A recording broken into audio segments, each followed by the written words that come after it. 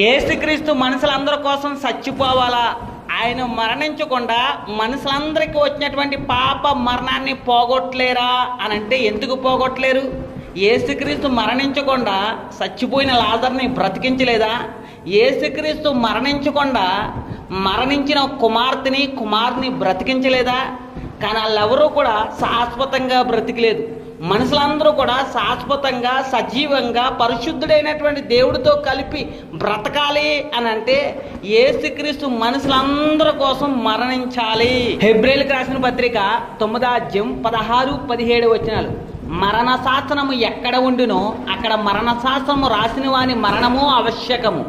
ఆ శాసనము రాసినవాడు మరణము పొందితేనే అది చెల్లు. దేవుడు మనుషులందరికీ కూడా కొన్ని రూల్స్ పెట్టారు. అందులో ఒక రూల్ ఏంటంటే పాపానికి వచ్చి జీతం మరణం. పాపం చేసిన ప్రతి మనిషి కూడా చచ్చిపోవాలి. కానీ ఆ మనుషులంటే దేవుడికి చాలా ఇష్టం. ఒకటి, ఆయనకి ఇష్టమైనటువంటి మనుషులు మరణాన్ని నుంచి తప్పించబడాలి. 2, ఆయన పెట్టినటువంటి రూల్స్ను కూడా పాటించాలి.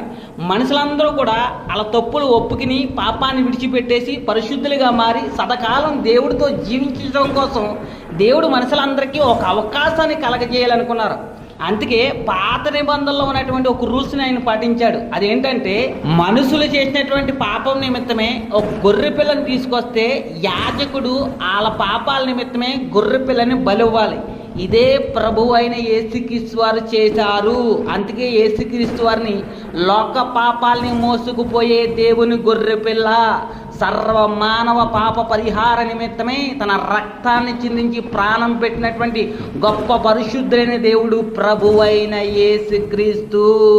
ప్రపంచంలో దేవుళ్ళని చెప్పుకున్న వాళ్ళందరూ వాళ్ళ కోసం, వాళ్ళ పిల్లల కోసం, వాళ్ళ భార్యల కోసం పుట్టి బ్రతికి చచ్చిపోయారు. కానీ యేసుక్రీస్తు ఒక్కరే మనుషుల కోసం పుట్టి, మనుషుల కోసం బ్రతికి, మనుషుల కోసమే తన రక్తాన్ని చిందించి ప్రాణం పెట్టినటువంటి గొప్ప దేవుడు.